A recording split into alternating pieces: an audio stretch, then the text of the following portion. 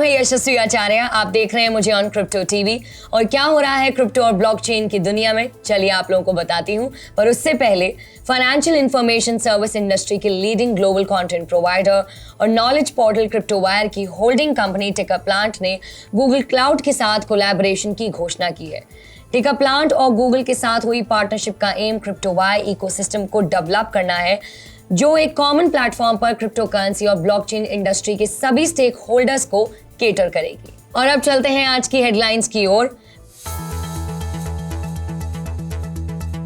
Bitcoin पहुंचा $35,000 के ऊपर, चार्ट पर दर्ज हुई oversold reading. Bank of America ने कहा यूएस सीबीडीसी से दुनिया भर में डॉलर का दबदबा बनाए रखने में मिलेगी मदद। चाइनीज रेगुलेटर ने रिजेक्ट की ढेर सारी मेटावर्स ट्रेडमार्क की एप्लीकेशंस। टी सीरीज और हंगामा ने मेटावर्स की तरफ बढ़ाए कदम, जल्दी लॉन्च करेंगे एनएफटीज। फैंटम ने बाइनेंस स्मार्ट चेन को छोड़ा पीछे, बना तीसरा सबसे बड़ा डीफाई प्रोटोकॉल। दुर्लभ एनएफटीज को खरीदने और दोबारा बेचने के लिए हैकर्स ने उठाया ओपनसी के लूप होल का फायदा। बीएसएन ने चीन में एनएफटी इंफ्रास्ट्रक्चर प्लेटफॉर्म किया release. Australian open metaverse art ball NFTs को पहले सप्ताह में मिली सफलता। फिच रेटिंग्स ने क्रिप्टो माइनर्स की वजह से होने वाले खतरों के बारे में यूएस पावर सप्लायर्स को दी चेतावनी। बिटकॉइन की प्राइस मंडे को इंट्राडे ट्रेड में $34,000 के नीचे फिसलने के बाद फाइनली $35,000 के ऊपर आई है।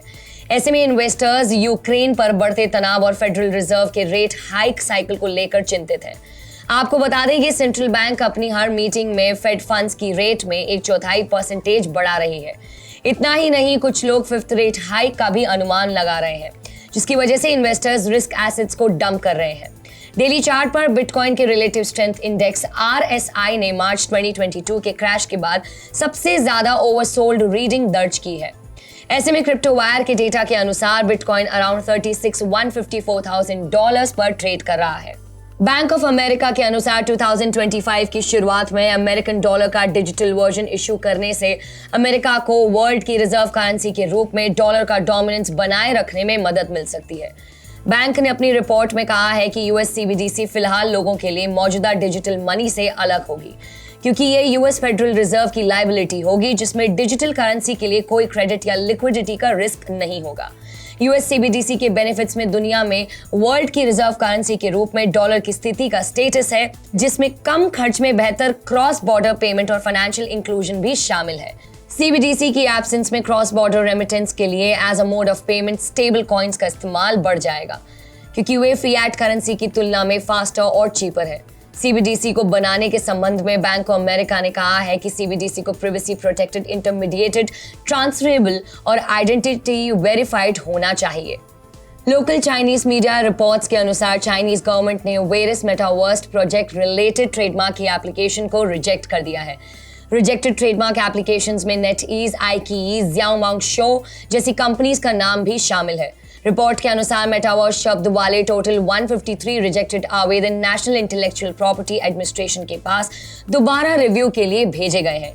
चाइनीज एंटरटेनमेंट क्लॉगमरेट, टेंसेंट होल्डिंग्स, बाइडांस और अलीबाबा के मेटावर्स रिलेटेड ट्रेडमार्क एप्लीकेशंस अभी भी रेगुलेटर द्वारा रिव्यू किए जा रहे हैं। ऐसा अनुमान लगाया जा रहा है कि चाइनीज गवर्नमेंट ने रजिस्ट्रेशन प्रोसेस के दुरुपयोग को रोकने के लिए मेटावर्स से रिलेटेड एप्लीकेशंस को रिजेक्ट किया है, ताकि ओरिजिनल ब्रांड ओनर के अलावा कोई और ब्रांड का ट्रेडमार्क रजिस्टर करके दो ब्रांड्स के बीच कंफ्यूजन क्रिएट ना कर पाए और ऐसे में कस्टमर्स को भी ब्रांड रिलेटेड मिसअंडरस्टैंडिंग से सामना ना करना पड़े। एशिया के largest music label T series ने सोमवार को अनाउंस किया है कि वो साउथ एशिया के one of the largest digital entertainment media company हंगामा के वेब 3.0 डिवीजन हेफ्टी एंटरटेनमेंट के साथ मिलकर नॉन फंजिबल टोकन्स को क्रिएट करेंगे। भूषण कुमार की टी सीरीज और नीरज रॉय की हंगामा के बीच का ये स्ट्रेटेजिक जॉइंट वेंचर पॉलीगॉन के साथ पार्टनरशिप में किया गया है, जो इथेरियम और इंफ्रास्ट्रक्चर डेवलपमेंट के लिए एक लीडिंग प्लेटफॉर्म है। नेक्स्ट बिग डिजिटल रेवोल्यूशन में टी सीरीज और हंगामा अपने एक्सटेंसिव ग्लोबल डिस्ट्रीब्यूशन नेटवर्क और इंडियन लैंग्वेजेस में 2 लाख गाने, 65,000 म्यूजिक वीडियोस और 150 प्लस फिल्म्स की वास्ट लाइब्रेरी का लाभ उठाएंगे। आपको बता दें कि टी सीरीज के पास वर्ल्ड का लार्जेस्ट यूट्यूब सब्सक्राइबर बेस है, जिसमें 395 मिलियन सब्सक्राइबर्स शामिल हैं, जबकि हंगामा के पास म्यूजिक, गेमिंग और वीडियो में 90 मिलियन से भी ज्यादा मंथली एक्टिव यूजर्स हैं। हंगामा टी सीरीज के न्यू और एग्जिस्टिंग कंटेंट के वास्ट कैटलॉग से रेयर कलेक्टिबल्स, स्पेशल मोमेंट्स को अनलॉक करने वाली NFTs क्रिएट करके उसे ओवर 150 प्लस ग्लोबल पार्टनरशिप्स के जरिए 40 प्लस कंट्रीज में अपने यूजर्स को वेब 3.0 मेटावर्स में एक इमर्सिव एक्सपीरियंस प्रोवाइड करेगी। DeFi और smart chain blockchain project Fantom ने over the weekend DeFi protocol में टोटल वैल्यू लॉक्ड के मामले में ऑफिशियली बाइनेंस स्मार्ट चेन को पीछे छोड़ दिया है और 24 जनवरी 2022 तक फैंटम के पास 129 प्रोटोकॉल से $12.2 बिलियन की टोटल वैल्यू लॉक्ड है। As a result last week Phantom ने 52% की ग्रोथ की थी और पिछले महीने 170% की ग्रोथ हुई थी, जबकि ओवर 294 प्रोजेक्ट्स में $11.96 बिलियन की लॉक्ड वैल्यू के साथ बाइनेंस स्मार्ट चेन अब सबसे बड़ी DeFi इकोसिस्टम में 4th प्लेस पर फिसल गई है। इस बीच इथेरियम 415 प्रोजेक्ट्स में ओवर $116 बिलियन की लॉक्ड वैल्यू के साथ सबसे टॉप DeFi इकोसिस्टम है। फैंटम की टोकन FTM की प्राइसेस मिड दिसंबर में $1.30 से बढ़कर इस महीने की शुरुआत में सबसे ऊपर $3.46 हो गई थी। हालांकि पिछले हफ्ते ब्रॉड मार्केट मेल्टडाउन में इसकी प्राइस में भी गिरावट आकर अभी $2.30 के आसपास ट्रेड कर रही है। OpenSea NFT मार्केट प्लेस में मौजूदा बग ने हैकर्स को ओनर्स के $1 मिलियन के रेयर NFTs चुराने का मौका दिया, जिसे हैकर्स ने बाद में भारी मुनाफे कमाने के लिए मार्केट वैल्यू से भी कम कीमत पर रीसेल किया।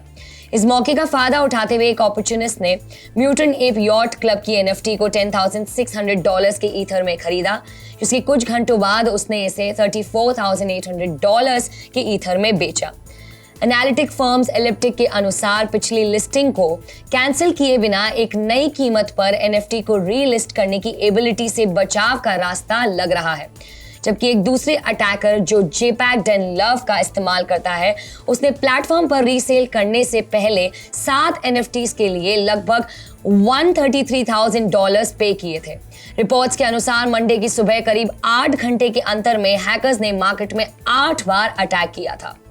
चाइना के state sanction blockchain infrastructure project blockchain based service network ने कहा है कि वो आज देश में नॉन फंजिबल टोकन्स के लिए अपना प्लेटफॉर्म रिलीज कर रहा है। BSN distributed digital certificate network NFT के निर्माण के लिए एक स्ट्रक्चर है जो चाइनीज रेगुलेशंस के अनुरूप है। चाइना में अथॉरिटीज इथेरियम जैसे पब्लिक नेटवर्क को डिस्करेज करती है, जिसे NFT इकोसिस्टम में कॉमनली यूज किया जाता है। BSN DDC पर 10 ओपन परमिशन वाले ब्लॉकचेन अवेलेबल करवा रहे हैं। ये परमिशनलेस काउंटरपार्ट्स के लोकलाइज्ड वर्जन इस बात पर रेस्ट्रिक्शंस लगाते हैं कि कौन नेटवर्क गवर्नेंस में पार्टिसिपेट करके पेमेंट के लिए फिएट करेंसी का उपयोग कर सकता है।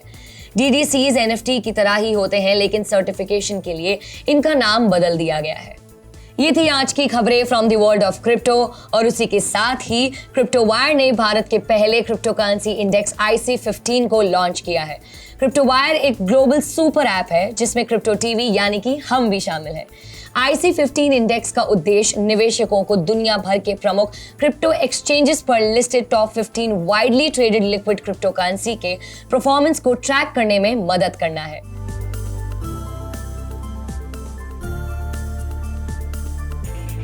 मेरा नाम है Yashasvi Acharya. Thank you so much for watching crypto TV. अगर जानना चाहते हैं इन डिटेल कि क्या हो रहा है क्रिप्टो की दुनिया में, do not forget to like, subscribe, hit the bell icon.